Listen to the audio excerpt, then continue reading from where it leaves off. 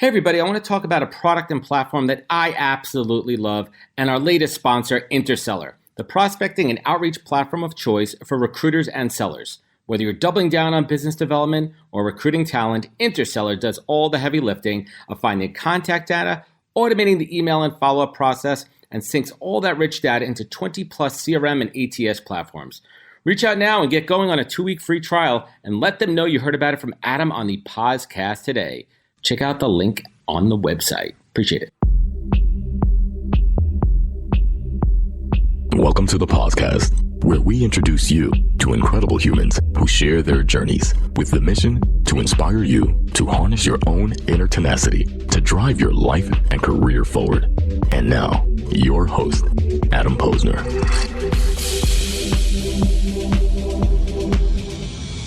Hey, everybody. Welcome back to the podcast, where I bring you the best and the brightest from the world of business, marketing, and entrepreneurship to help you harness your inner tenacity and drive your career forward. My guest today, Alan Patricof, is an American investor and one of the early pioneers of venture capital and private equity industries. He is the founder of Apex Partners, Patricof Partners, and originally Patricof Company Ventures. And Alan started his career early managing the Gottesman Pulp and Paper fortune and focused his efforts on the new private companies in the portfolio. And in 1967, he invested in New York Magazine, a new publication then, where he served as the founding chairman of the board. And in 1969, he was able to raise $2.5 million and founded one of the first venture capital firms, Patricof Company Ventures. And in 1977, he founded the private equity firm Apex Partners and finally Patricof in 2006. And there's a ton of documentation of Alan's career story, including his book, No Red Lights. And I'm going to take a slightly different approach in this episode than I normally do and get a little bit more strategic and philosophical in my questions. So let's get to it. Alan, thank you for joining me on the show. We did it. We made it. Well, let's see how it goes. Well, you're an absolute legend. And first and foremost, thank you so much for your time today. So I'd love to get your hot take. I mean, with everything happening in the economy in the world right now, what is the current state of venture capital? A little bit of a broad question, but well, the venture capital business, I'm happy to say, has really been strong almost since the day I started in 1950. We've had periodic cycles, but that's very natural for any business. But basically, entrepreneurism, risk-taking, startups just don't go away even in the worst of times. I mean, valuations may come down a bit, fundraising may be more difficult, but there's an inexorable desire of people to start things and build companies and take risks, which is one of the exciting things about the American economy, frankly. It's what's exciting about it, and for sure. What do you think needs to be disrupted? I mean, we talk about the word disruption, and disruption seems to be a buzzword, and disruption is what I feel any good entrepreneur is going to do. They want to change something in a particular line of business. So in the current state of what needs to be changed, in your opinion? I think anything. That's too broad a question. I mean, what needs to be changed? Well, let me shift that around a little bit. When you talk to newer founders, regardless of age, is there something that they're overseeing? Is there a step that they're not taking that's critical in the process of being a successful founder? No, I think that's a hard question to ask. I mean, no, I think you have to rephrase the question. I honestly, that's too hard for me. I don't know what it means. Sure. Well, let me put it this way. I mean, is there a saturation against true innovation right now? No. As I say, there never is. I mean, I think we have an abundance in the venture industry of more applications of existing technology rather than new technologies. I don't think we see that as much. But I think that, there's things happening. I mean, my principal focus right now, for example, is my new firm that I started 2 years ago, Primetime Partners, which is a new venture fund to invest in anything that serves the older generation, let's say over 50, over 60, which is a marketplace that no one really looked at. Are people disrupting things? I don't think they're disrupting. I think they're saying, here's a big, big market that's growing faster than any other segment of the population. They need everything. And so let's start a company to advise them on their financial work, advise them on their insurance, advise them on caregiving, advise them on telemedicine, advise them on supplying products. So we've developed a portfolio of 27 companies already. I'm not trying to promote a company, just answer your question. No, this is fantastic. Your question. We have 27 companies who do lots of different things. They're all focused on one consumer, and that's the over 50, over 60 consumer. But I don't think anyone is disrupting. I think they're creating new products to serve a very fast growing market that has, frankly, up until recently been overlooked because everybody's been focused on millennials. Interesting. And let me ask you this. Are the founders of those companies that are servicing the older generation or targeting that demographic, are they in that demographic or are they much younger? That's very interesting. I happen to be able to tell you that of the 27, 4 are over the age of 50, and most of them are younger people who have had some reason to know about a problem that exists, whether it's software billing for senior living facilities, or they have a cousin or a brother or a husband, a wife who has been affected by something from getting older, whether it's a disease like cancer or Alzheimer's, or whether it's just aging at home. Longevity is the issue, loneliness, and they see it and they say, I've got an idea. Let me start a company to serve this particular need. And it's fantastic. I had a founder on my show a year ago, a gentleman down in Miami who started this company called Papa, where it was Papa is one of the leading companies in our field. We are not an investor because it got started before we started Primetime. But if Primetime had been in operation, that's the kind of company we would invest. There are people, they're using college students to visit great concept. People at home. But there is another company that's using retired teachers to do it. And it's so interesting you say that. My parents are down in Boynton Beach and they're retired, both New York City Board of Ed teachers. And my dad does that naturally. Friends and family within his community that they live in down there. So it's really building upon that. I want to take a step back and ask you something about your esteemed life. And correct me if I'm wrong, you served in the military not once but twice, and we're recording today on Veterans Day. So first and foremost, thank you for my service. I know no one's ever said that to me. Never. But we truly mean it, because freedom is not free, and we would not be on this call today without the great men and women who have served our country. But it's such a broad question. But whenever I talk to somebody with the experience that you have, what has been that biggest effect of your time serving on your life? Well, I served twice. Once in 1958, and then again I was called back as a reservist in 1961 when the Berlin Wall crisis developed, and served for another year.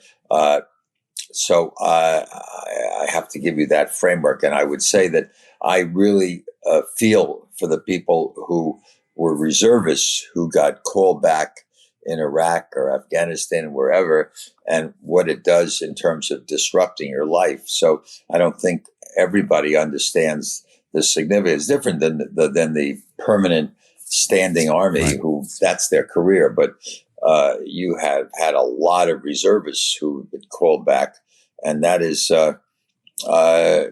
it's part of being a citizen. You serve your country. I mean, when I grew up, the draft and an obligation of everyone over the age of 18, you had to serve in the military. Today, we don't have a draft. So it's, I think we're missing something. I think that time in the Army of understanding and developing very, very close relationships with people. In my case, I didn't fight in a war, so lives didn't depend on it, but there's a certain degree of camaraderie that develops. I think a lot of people get a lot of life's lessons by serving in the military. So I'm a big believer in military service. I can't say that I did it purely out of patriotism. I did it at that time. It was an obligation. And when you think about the lessons learned in the military with leadership and discipline, how have you applied those learnings to your financial acumen in your approach to investing into companies? I don't think I honestly, I think it would be stretching it to say I've applied those. But, if Maybe a in mindset, my book, maybe an approach. in my book, uh, uh, you see the subtitle is 50 years in venture capital and never driving alone, uh, and in it talks a lot about life having cumulative experiences, and that's one of the cumulative experiences that I've had in my life, and it's got to have had some impact. I can't pinpoint it, but as I say, it all adds up to a career, and part of mine was being in the service. And shifting back to your career, and I've heard you talk with great pride about how long your companies have existed, and considering the turnover in financial industry, over the years. What do you attribute longevity to? What are some of those core attributes? Longevity of a firm, or me personally? Of a company.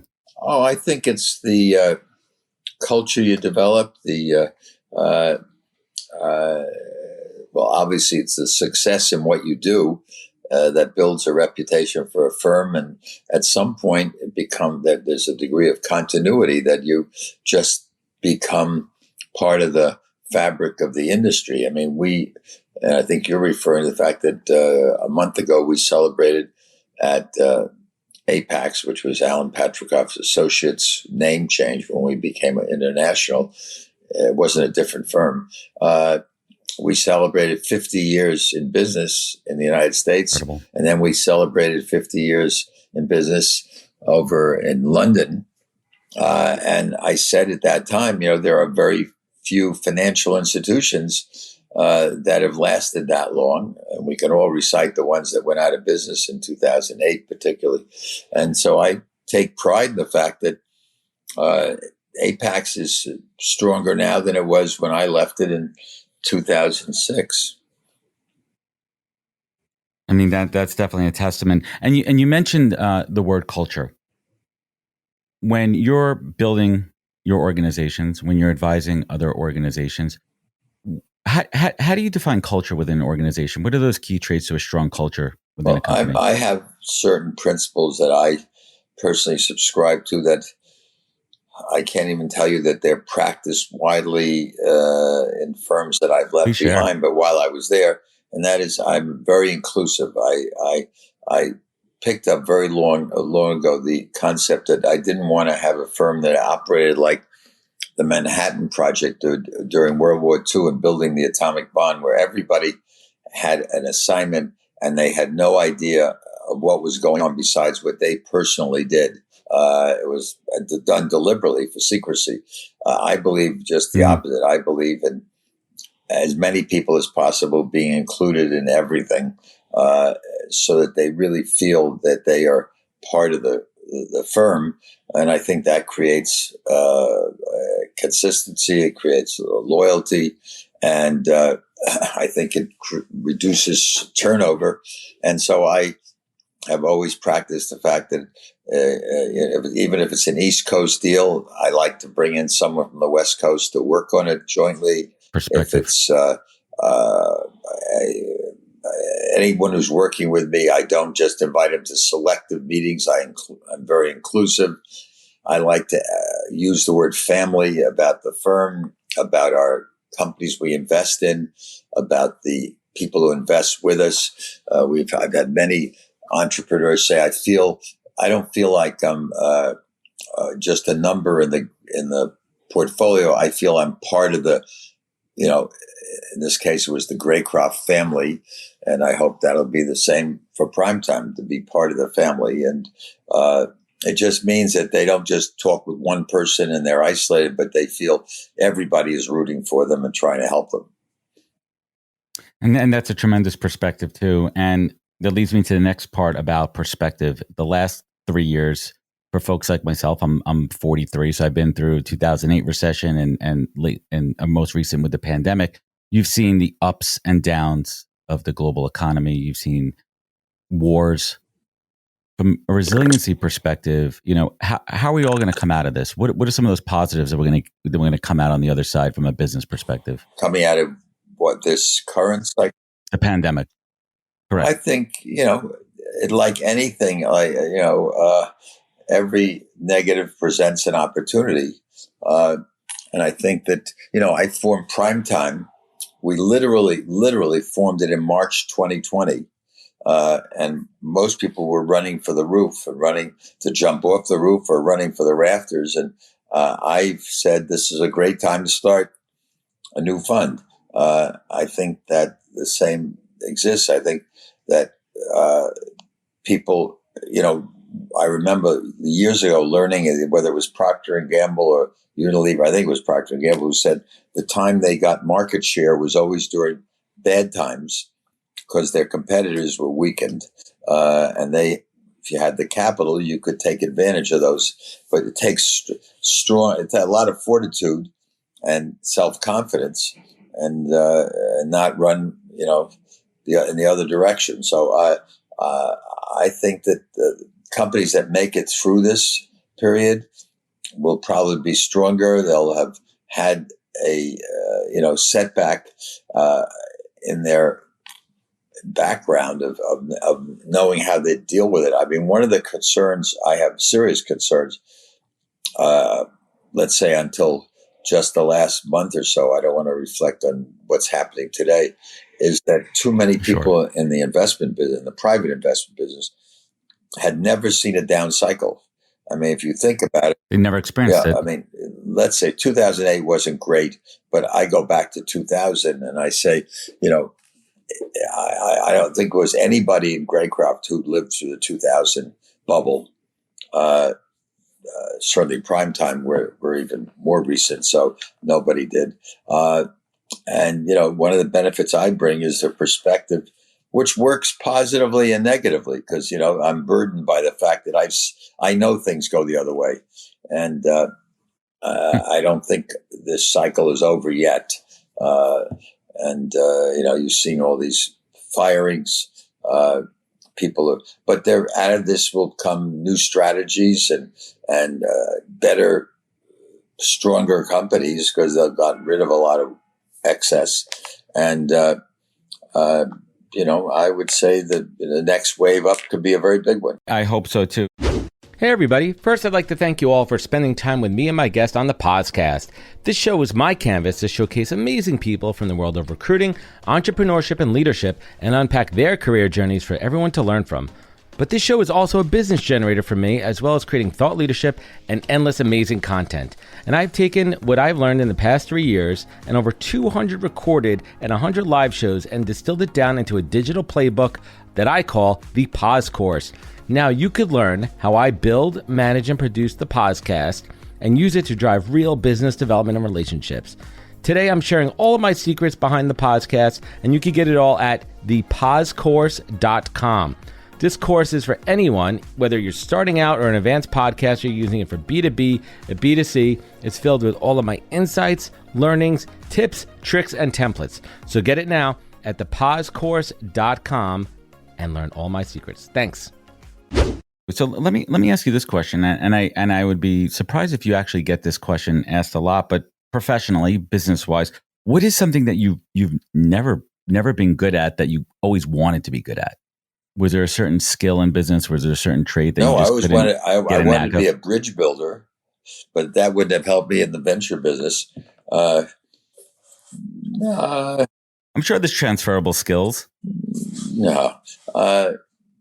I mean, I have a good sense of marketing and consumerism, and I would say probably, if you're pushing me, I probably would be better suited for the business I'm in if I had a deeper technical experience. My technology know-how is strictly on the job training and listening and learning, but not from any fundamental expertise. I didn't go to engineering school. At my time, you didn't learn how to program computers.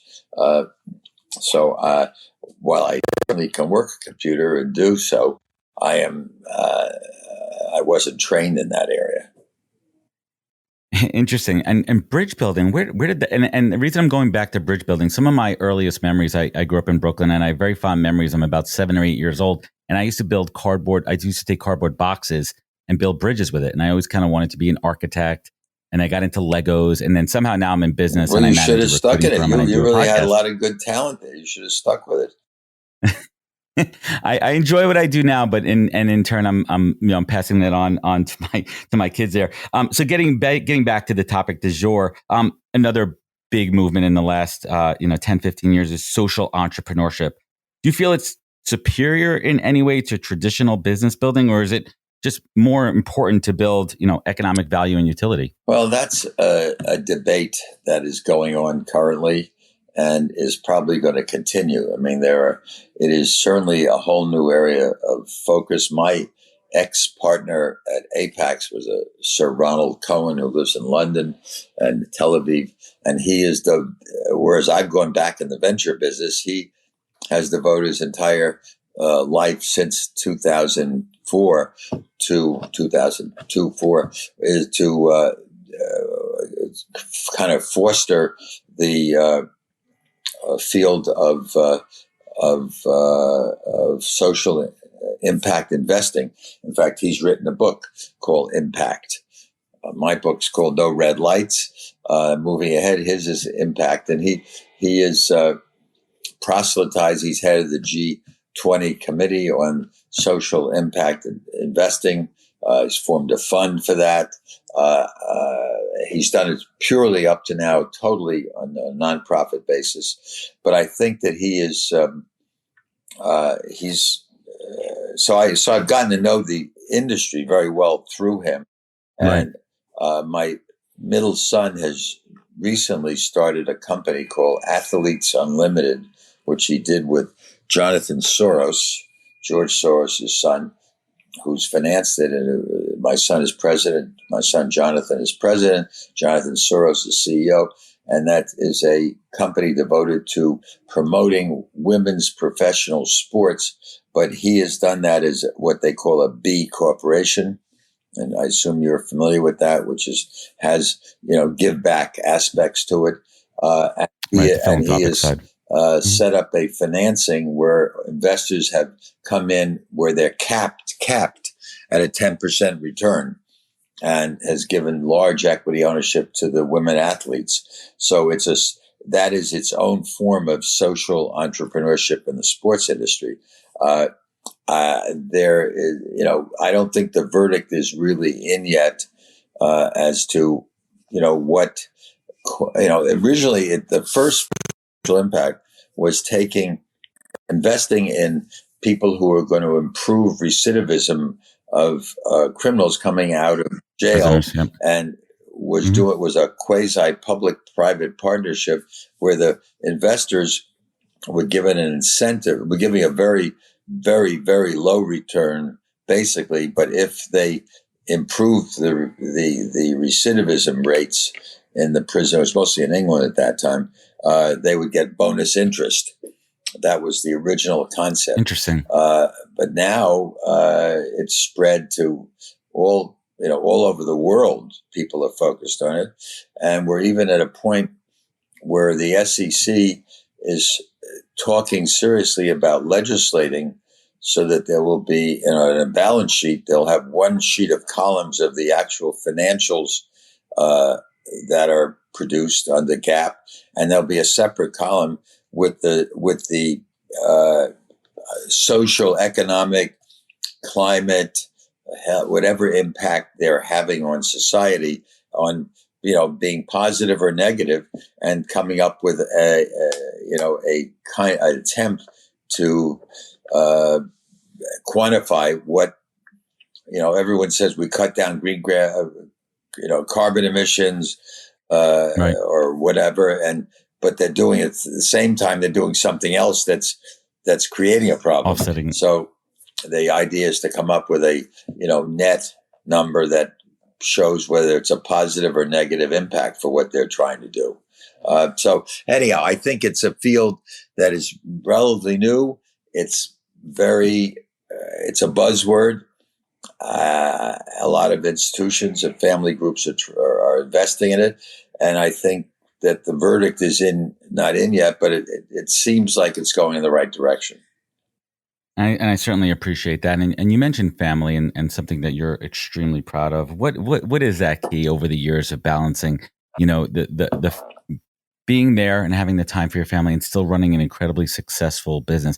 That's something I struggle with as an entrepreneur. I'm about 6 years into my own entrepreneurship journey of being my own business owner and being able to put my foot on the gas when I need to, keep the business moving, and at the same time making sure I'm there for my family. What's the secret to it, Alan?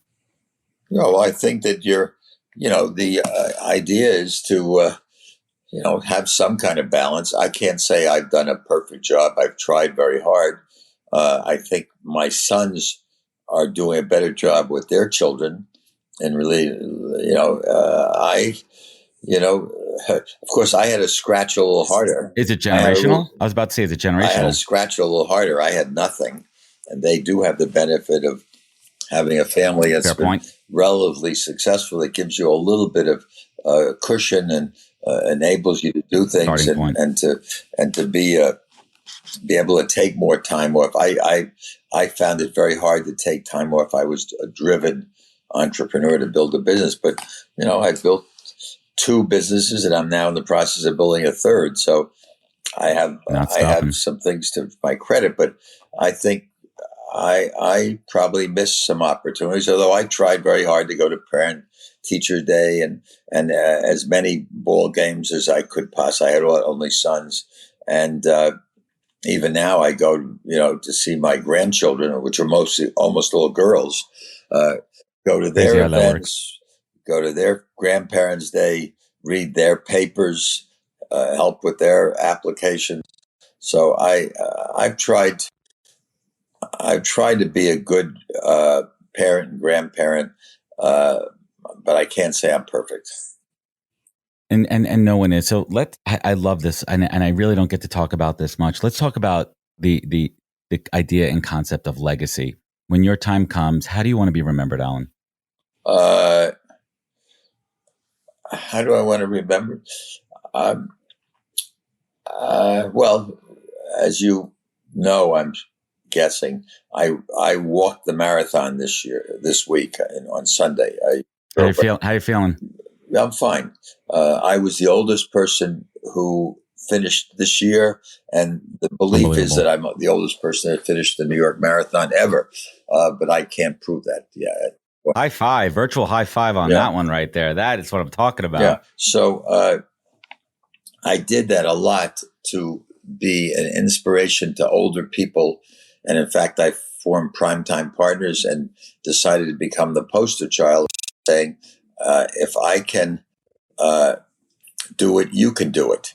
And I really wanted to inspire people to not go. That's what my book is about, which, by the way, your listeners can order on Amazon. Oh, I'm getting to it. I'm getting to it, sir. Don't worry. You can put up a link if you want. That's next on my list. I got you. Yeah, but it has a bifurcated audience. One is younger people to inspire them to do lots of interesting things in their life and not become myopic. And it's for older people to say, don't say you're 60, be forced into retirement and move to Florida and rest. If you subscribe to the philosophy I have, which is I'm going to live to 114, at 60, you've only lived half your life. You got half left. You better do something interesting with it or you're going to get bored. And, they're going to be most people on your call. I don't know who they are, what their age is, but their chance of living to 100 are very high today. So I say, so that's part of my legacy is to inspire older people. And the other is to build a good reputation. I think how you treat people along the way sticks with you. You can't get away from that. And either you have a good reputation or a bad one. And I always return phone calls immediately. I write letters by hand for condolences or thank yous. I try to be responsive and giving advice. I'm not as good at answering emails. and I do have a limited amount of time, so I don't want to encourage everybody to start calling or writing me, but I try very hard, and I think I appreciate part that. of it is, I've gotten almost 2,000 likes and comments from the announcement of my running the marathon this week. I think it resonates with people, and there are a lot of people around who I've touched their lives in I hope in a positive way. So, as I say to my children, they're not going to be poor, but they're not going to be in the league of, I'm not in the billionaire class or even close to that. And I made a point of, don't get carried away by what you read in the paper or you think. But what I will leave you with is my name is not going to hurt you. That I can promise. Love it. And I talk about this all the time. It's the how. Everyone talks about the why, which is important, our purpose, but the how you live your life, how you interact, and how you leave people feeling. So let's talk about the book. Let's talk about No Red Lights. People were asking you for a long time to write a book, right? They were like, what's going on here, Alan? When are you putting this book together? So let me ask you about the process. What did you learn about yourself through the process of writing a book? Well, I want to say I learned about myself. I learned a lot about recalling things that have happened in my life and reaching out to people who I was involved with at various times to try to refresh my memory. And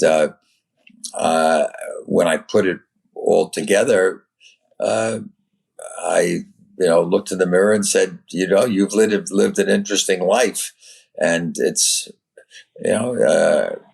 one of the things I wrote a book for, to share with other people. It's not a book about all my successes. In fact, there are a lot of failures and mistakes in the book. There are some life lessons in it, but you start to think about things you want to convey to other people as to how they might live their life. Not preaching, but to say, don't think about some things that could have an impact on you. And I would say, based on the response I've gotten from the book, that it's having exactly the impact I had hoped. And what is that takeaway you want people to walk away from after reading the book? I want young people to say, boy, this guy had an interesting life. There's no reason why I couldn't do exactly the same thing. And for older people to say, boy, this guy started his second business at age 72, his third business at 85. What am I doing? Going to playing golf every day, and I'm 60. Why don't I start the same business all over again? Or why don't I become a poet? Or why don't I go back to law school? Or why don't I do something different? But I'd say more focused on saying, why don't you go back into your same business and do the business all over again? You got the best Rolodex, you got the best experience, and you have the energy. So put it to work. I love it. That's sound. And as we bring it home here to wrap up the show, I am honored and privileged to have incredible guests like yourself that have such a wealth of information and knowledge and experience. Alan, what is the single greatest piece of advice that you have ever received in your life that you take action on daily? It could be a mantra, something you say when you wake up in the morning or before you go to bed at night, a piece of advice that you receive that drives you. You're asking a lot of questions. You want me to invent things that are not natural. That's what makes for an interesting show. I've done 250 of these. I don't wake up every day. I would say, I wake up every day to conduct my life in the way I've been conducting it for the last 50 years. Again, the subtitle, the book is called No Red Lights, and the subtitle is 50 Years, Reflections on Life, 50 Years in Venture Capital and Never Driving Alone. And the idea is that everything in life is cumulative. You're building a reputation, you're building a career, everything sticks with you. And the people you're meeting now, you're going to grow with, and you better treat people nicely if you want to be have that stay with you in terms of building a career, and that you can pass along the reputation to your family. I would tell you, my grandchildren There's not a day that goes by when my grandchildren don't say, you make me very proud, Grandpa. I can't tell you all my friends who saw you in the marathon, or saw you do this, or saw you do that, or heard about this, or read your book. And to me, that's more satisfaction than I could have hoped. I love it. And Alan, last but not least, you look back on your esteemed life and you think about those hard times, those tough times in business and life, when you had to dig down deep inside and harness that inner tenacity that you have in spades. And on the flip side of that, when you want to show gratitude and appreciation for this life, this family, this generations of children and grandchildren, what keeps you focused in life? Alan Patricof, what is your North Star? Boy, you ask tough questions. I'd have to repeat just what I said. I mean, I think I've given you that, my North Star. I think I've given you plenty of things that that I'm conscious of in my life. Every day someone comes into me to present a new investment opportunity, and they sit and they could be telling me they're going to build a rocket ship to the moon. And I could say, these guys, they must be nuts. Rocket ship to the moon.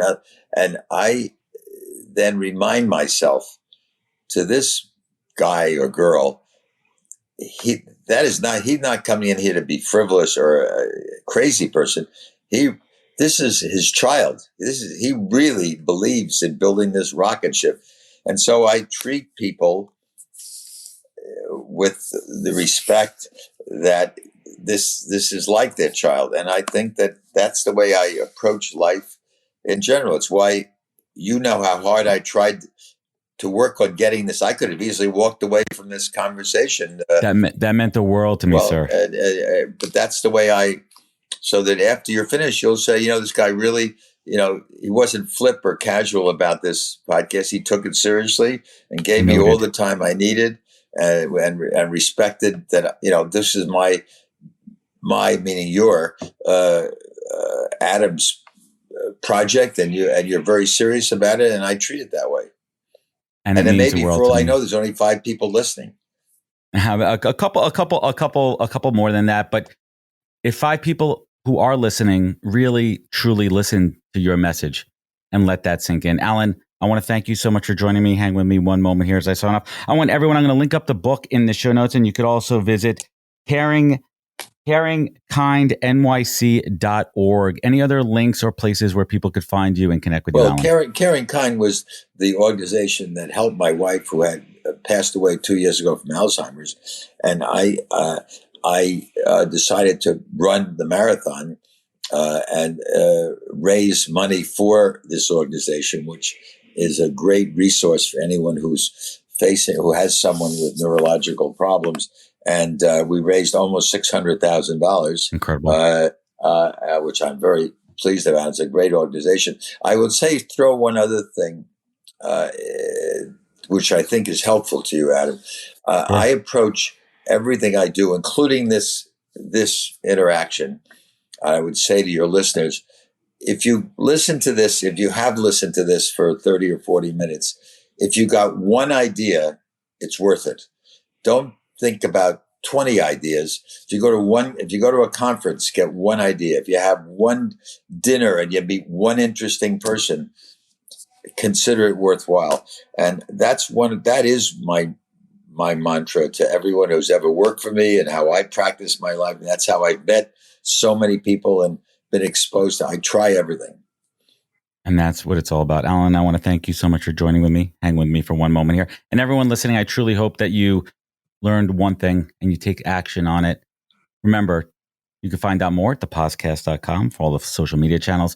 Remember, take care of each other, look out for one another, and catch us next week for another great episode of the podcast. Take care, everybody. Wisdom is forever, but for us, it's time to go. Thank you for joining us.